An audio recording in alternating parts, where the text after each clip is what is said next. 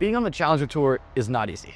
All of us know that it's pretty brutal. Because you're fighting for really not that many points. You know, I had the coach that used to call the PSA the Hunger Games. It's not streamed, you don't have review, you don't have all these things that are protecting you. It's not on a glass court most times.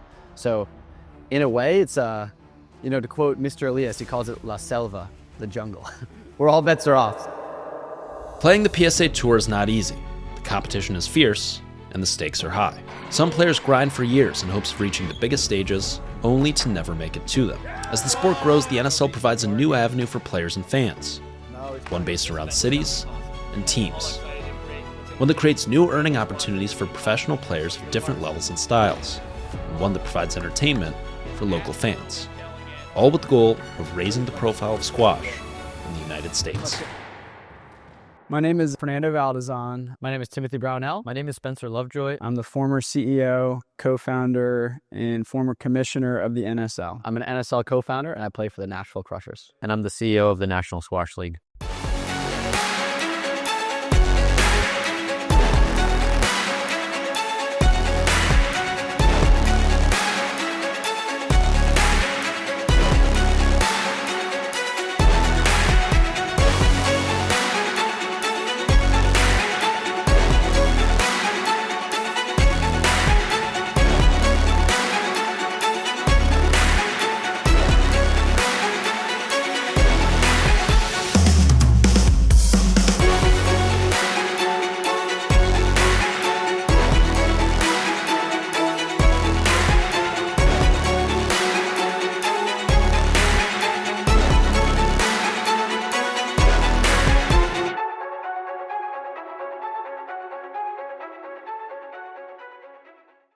So I met Timmy and Spencer. I met Timmy first. Timmy actually stayed at my house for a 12K PSA event. The head pro there, Lee Scott, at the time, sent me an email and said, hey, we're putting all the players up for the event, and I've paired you with this guy, local guy, great guy, Fernando Valdezon.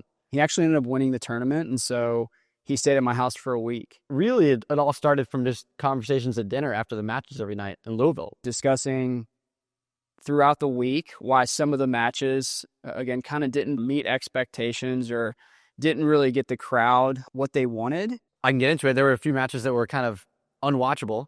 Our good friend Andrew Douglas took a really big shot to the head in one of the matches. He had to go to the hospital, get stitches, and the head sponsor for the event actually had to leave the match with his son and was saying this was not acceptable for a professional sport. It's a disgrace.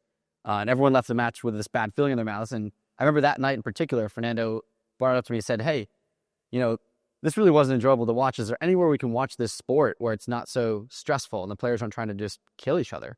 And I was like, not really. In the US, there's other leagues in other countries, but there's nothing like that here. And Fernando said, well, why don't we do one? So in a way, you could say that was Fernando taking the impetus to say, why don't we make our own league?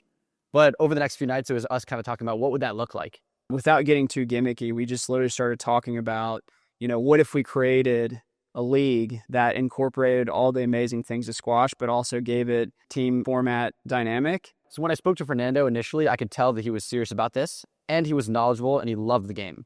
And I think I've always been drawn to people that love squash truly, and they want to help. And so I knew that this wasn't some one-off thing where he was never actually going to follow through. And so immediately I wanted to involve one of my best friends on the tour, Spencer Lovejoy. Timmy and I played junior squash together. We grew up playing against each other, every month in junior tournaments, and we played together on Team USA for years, and he's one of my closest friends on the squash tour. So when I went home, I said, hey, Spencer, I just met this guy, Fernando Valdezon. He seems like the real deal, and he really wants to help the game. I think there's something here, and we should carry this forward, because Spencer and I had already talked about, wanting to help the sport more than we were, because we were helping as players and trying to inspire the next generation, but I think both of us knew that there was a little bit more that we could bring to the game. When Timmy first mentioned the league to me, I was excited to participate in the project and help out as much as I could. And from the start, I really, again, did not know what this was going to become. By day 3, when we were discussing this, we were already on the phone with Spencer talking, and honestly, we all kind of really clicked right away. And so it was easy for us to have these free-flowing conversations and just honest discussions about what we wanted squash to look like going forward. And so as for next steps, a lot of what Fernando and I spoke about initially was, if you could build a match, what would it look like? Because we couldn't just start at the end game level of teams, cities, everything. There'd be too much happening. We at first started to think of, if you could build a match from scratch, what would it look like? And I think that's where Spencer came in, where he has this squash knowledge and ability that I could relate to, where both of us would be able to plan more of the nuts and bolts of what would a match look like? What is the format? How many players are there? Is it a team format even? What does it look like? And I think that was the next step immediately, was involving a squash mind, which was Spencer, and trying to design the format of the sport. It's really a new sport if you think about it. But yeah, trying to design the new format. First, we were just really spitballing and doing a lot of research, talking to other people who had been involved in squash leagues or sports leagues and asking them, how could we create this league? What should we format it like? So at first it was a lot of just brainstorming and, what do we think should be added to the sport? What would fans engage well with? And from there, we started to put down the blueprint for the National Squash League. From one simple conversation and a friendship forged over junior tournaments, the NSL was born. Not as a tweak, but as a new path.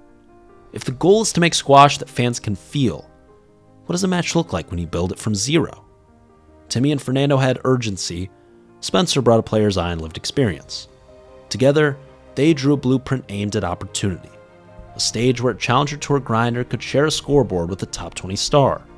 Where every minute mattered, and where crowds could not only root for their favorite players, but carry the pride of supporting their home team, making the NSL another accolade that professional squash players dreamed to one day achieve. It's a true team competition. So you're playing with your teammates on the same court with the same scoreboard. There's a time, there's a running clock, there's substitutions, there's power plays. None of those things come into play in traditional squash. The league itself is also more geared towards American Major League sports, so it is very relatable for fans, especially here in the United States. We have teams in different cities, players represent these cities, and the fans feel that connection to the players because they play for their cities. They wear their jerseys, their team logos, so it creates a big connection between the fans and the players. I feel like NSL is amazing for exposure for those Challenger Tour players. There are so many opportunities to get on court with so many different players of different levels. My first NSL match, I was ranked about 130 in the world, and I stepped on court with Mustafa Asal, who was ranked number 1 in the world at the time. And there are very few scenarios where that is going to happen. To get those experiences, I think, is really valuable. And you can't necessarily get them elsewhere. You can't get them in the Challenger Tour events because you just don't have those top 20 players playing them. So I think that's one really special thing about the NSL is it combines a lot of different levels and a lot of different attributes of squash players. Is no by means a supplement to traditional squash. It is completely different, but unique in its own way. Coming up on episode 2, the scoring format. Yeah, it's very different from traditional formats. There's so much uncertainty. You never know what's going to happen next.